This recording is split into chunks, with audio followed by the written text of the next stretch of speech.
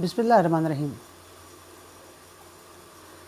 1200 रुपये का stamp paper, जिसको 1200 का स्टाम्प कहते हैं, इसकी प्रैक्टिस आजकल बहुत कॉमन है।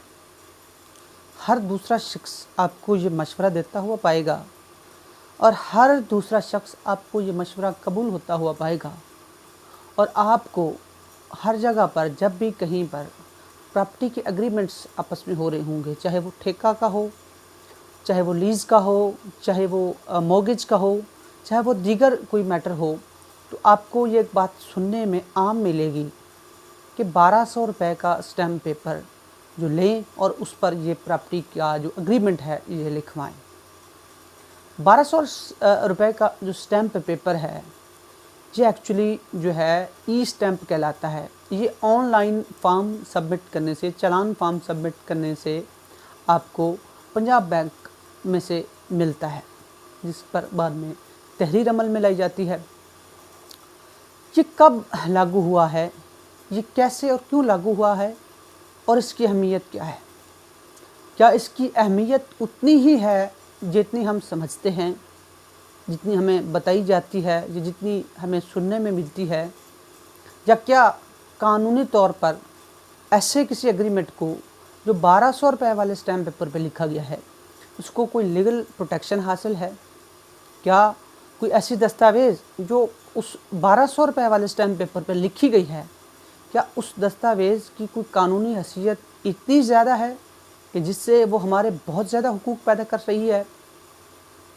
और इसकी क्या लीगल लायबिलिटी क्या हो सकती है कि एक बंदा जो 1200 रुपये के स्टैम्प पेपर पे इकरारनामा लिख के देता है, अदालत जो है उसको वो किस नज़र से देखती है, रेवेन्यू डिपार्टमेंट उसको किस नज़र से देखता है?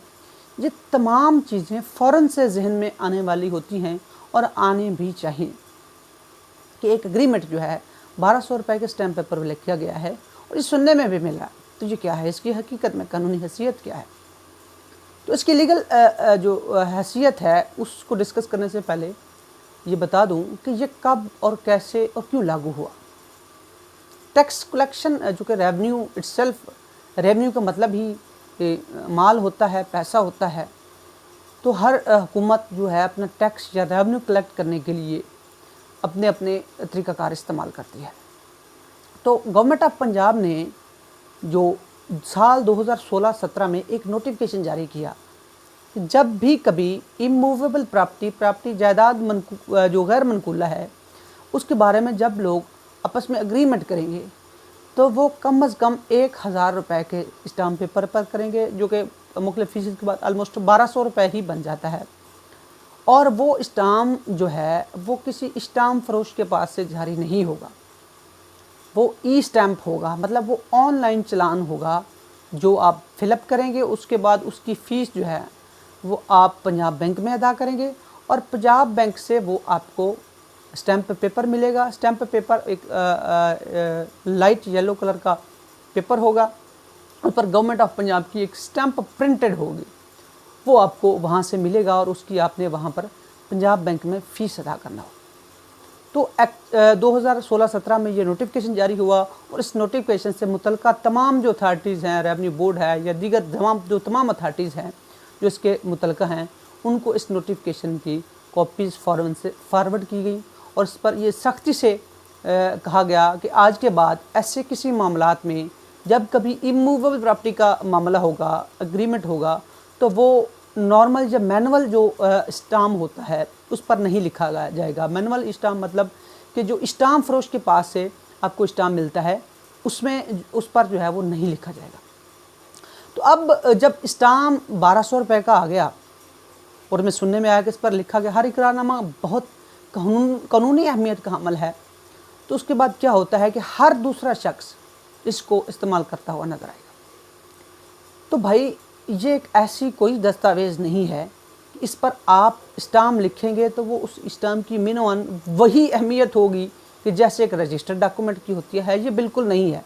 एक नॉर्मल प्रैक्टिस में कोई भी शख्स किसी के नाम पर भी ये स्टाम्प जारी करवा सकता है। एक कंप्यूटर वाले के पास जाएं और उसको किसी शख्स का शनाख्ती कार्ड नंबर दें कि उसके नाम पर चालान जारी करवाना है और स्टाम्प जारी करवाना है और इसने जारी करवाना है और इस मकसद के लिए जारी करवाना है। तो वो आपको एक चालान फॉर्म भर देगा। चालान फॉर्म आप पंजाब बैंक में जमा करवाएंगे, वहाँ पर भी कोई अंगूठा नहीं लगेगा। जहाँ ऑनलाइन चालान सबमिट करते हुए भी कोई अंगूठा नहीं लगेगा लेने वाले का, ना ही देने वाले का। 1200 रुपये का स्टैम्प पेपर किसी भी शख्स के नाम का आपके हाथ में आ जाएगा। तो इसकी कोई स्टाम्प लेने तक की कोई ख़ास अहमियत नहीं है। हाँ, फिर इसके बाद अगर आप वो लिखवा लेते हैं और लिखवाने के बाद उसको नोटरी करवा लेते हैं, नोटरी पब्लिक के पास उसका अंदराज करवा लेते हैं, फिर इसके बाद के हालात जो हैं वो शुरू होंगे। तो फिर भी अगर आपका रकबा आपने ख़रीदा है और उसकी लाखों में करोड़ों में मालियत है और आप उसको 1200 रुपये वाले स्टैम्प पेपर पे लिखवाएंगे, तो फिर भी उसकी कानूनी अहमियत हैसियत नहीं होगी। फिर भी आपको रजिस्ट्रेशन एक्ट के तहत वो रजिस्टर्ड करवाना पड़ेगा। रजिस्टर मतलब कि उस रकबे की रजिस्ट्री करवाना पड़ेगी या इंतकाल करवाना पड़ेगा। लेकिन अगर वो आपने लिखवा लिया है और आप समझेंगे कि ये मैंने स्टाम्प 1200 रुपये लिखवा लिया है, तो ये तो मैं जब कभी किसी अदालत में जाऊँगा, अदालत देखेगी भाई ये तो इसने 1200 रुपये वाले पे स्टैम्प पेपर लिखा दिया, तो बड़ा भाई अहम इसने काम किया है, बड़ा अच्छा काम किया है, तो इसको फ़ौरन इसका चीज़ दे देनी चाहिए। तो ये ऐसा कोई मामला नहीं है।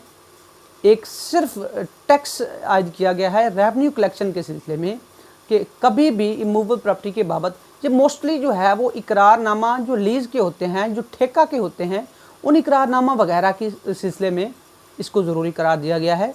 लीगल हैसियत इसकी एक नॉर्मल स्टैम्प पेपर की ही है और ये सिर्फ इसको इमूवेबल प्रॉपर्टी गैर मनकूला जो जायदाद हैं उसके लेन देन के जो मामला हैं, ठेका वगैरह की बाबत ज़रूरी किया गया है।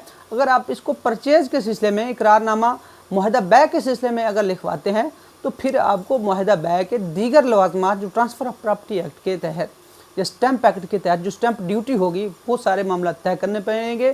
फिर रजिस्ट्रार के पास आपको रजिस्ट्रेशन एक्ट के तहत भी अपनी जो है वो जिम्मेदारियाँ पूरी करनी पड़ेंगी।